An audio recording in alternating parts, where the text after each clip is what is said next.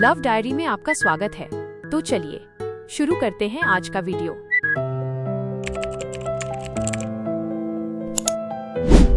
कभी सोचा है कि हुरूर यानी कि घमंड की कीमत क्या हो सकती है? क्या ये इतनी ज्यादा हो सकती है कि उसके लिए प्यार तक को कुर्बान कर दिया जाए? आज हम एक ऐसी ही कहानी की गहराई में उतरेंगे जो प्यार, तकब्बुर और सिर्फ एक फैसले के बाद होने वाले भयानक नतीजों के इर्द गिर्द घूमती है। तो चलिए कहानी की शुरुआत इसी एक सीधे सवाल से करते हैं। क्या दौलत, सच्चा प्यार, इन दोनों में से कौन ज्यादा ताकतवर है? क्या दौलत सच्चे प्यार को हरा सकती है? यही वो सवाल है जो इस पूरी कहानी की धड़कन है। कहानी की शुरुआत होती है धामपुर नाम के एक गांव से। यहीं पर दो बिल्कुल अलग दुनियाओं में रहने वाले दो लोगों की राहें टकराती हैं, अरुण और पायल। दोनों के बीच का फर्क जमीन और आसमान जितना था। एक तरफ था अरुण, जो अपनी बीमार माँ के साथ एक छोटे से मिट्टी के घर में रहता था। उसके लिए पैसे से ज्यादा कीमती थी अपनी इज्जत और आत्मसम्मान। और दूसरी तरफ थी पायल, गांव के सबसे अमीर जमींदार चौधरी रमेश की इकलौती बेटी, जिसे लगता था कि उसकी दौलत दुनिया की हर चीज, यहाँ तक कि हर इंसान को खरीद सकती है। पायल अक्सर अपनी दौलत का रौब दिखाने के लिए अरुण को महंगे महंगे तोहफे देती, लेकिन हर बार अरुण ये कहकर उन्हें लौटा देता, हम गरीब जरूर हैं, लेकिन हमारी इज्जत और हमारा आत्मसम्मान ही हमारी सबसे बड़ी दौलत है। अरुण की बस यही बात पायल के दिल में घर कर गई। उसके घमंड के पहाड़ को अरुण के आत्मसम्मान ने पिघला दिया। और कहते हैं ना, प्यार सरहदें नहीं देखता। इन सारे फर्कों के बावजूद दोनों चुपके चुपके एक दूसरे से प्यार करने लगे। अरुण की सोहबत में पायल तेजी से बदलने लगी। दौलत में पली बढ़ी पायल को अब सादगी में खुशी मिलने लगी थी। लेकिन हर प्रेम कहानी में एक दीवार होती है, और इनकी कहानी में वो दीवार थी पायल के पिता चौधरी रमेश, जिनका गुरूर ही उनके प्यार का सबसे बड़ा दुश्मन बनने वाला था। और फिर एक दिन वही हुआ जिसका डर था। चौधरी रमेश को उनके रिश्ते का सच पता चल गया। ये सोचना भी उसके लिए नामुमकिन था कि उसकी बेटी एक गरीब लड़के से प्यार करती है। वो गुस्से से आग बबूला हो गया।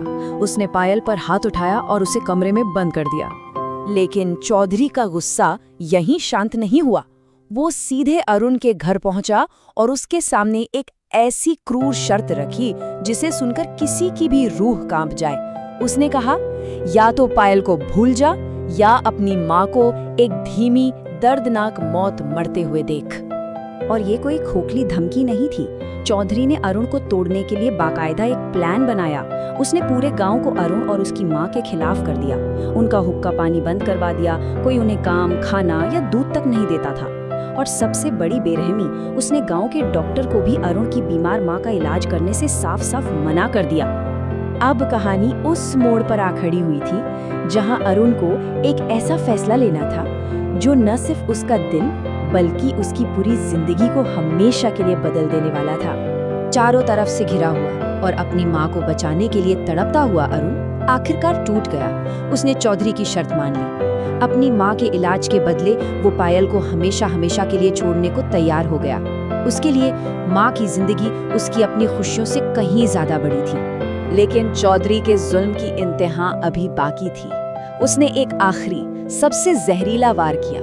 उसने शर्त रखी कि अरुण को पायल के नाम एक खत लिखना होगा, और उस खत में ये लिखना होगा कि उसने पायल से सिर्फ उसके पैसे के लिए प्यार किया था। सोचिए, कांपते हाथों से अरुण को वो शब्द लिखने पड़े जो उसके अपने दिल में खंजर की तरह चुभ रहे थे। उसने लिखा, मैंने तुमसे कभी सच्चा प्यार नहीं किया।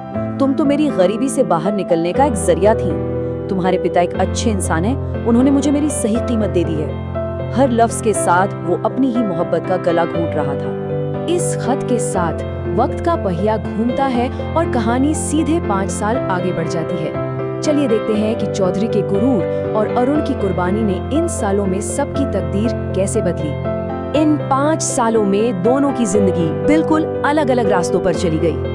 अरुण अपनी माँ को लेकर धामपुर से बहुत दूर चला गया। उधर उस खत ने पायल का दिल पत्थर का बना दिया।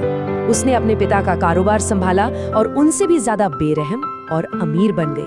वहीं दूसरी ओर कुछ साल बाद माँ के गुजर जाने के बाद अरुण एक नए शहर में स्कूल टीचर बनकर एक शांत जिंदगी जीने लगा। लेकिन किस्मत का खेल अभी बाकी था। और अब वो पल आता है जब 5 सालों से दफन एक राज आखिरकार सामने आ जाता है। सच्चाई एक ऐसी जगह से सामने आई जिसकी किसी ने उम्मीद नहीं की थी। चौधरी का एक पुराना मुखबिर जो अब मौत के करीब था, पायल को बुलाता है। वो मरते मरते उसे पूरी सच्चाई बता देता है कि कैसे चौधरी ने उसे जासूसी करने के लिए मजबूर किया था और कैसे अरुण को वो झूठा खत लिखने के लिए मजबूर किया गया था।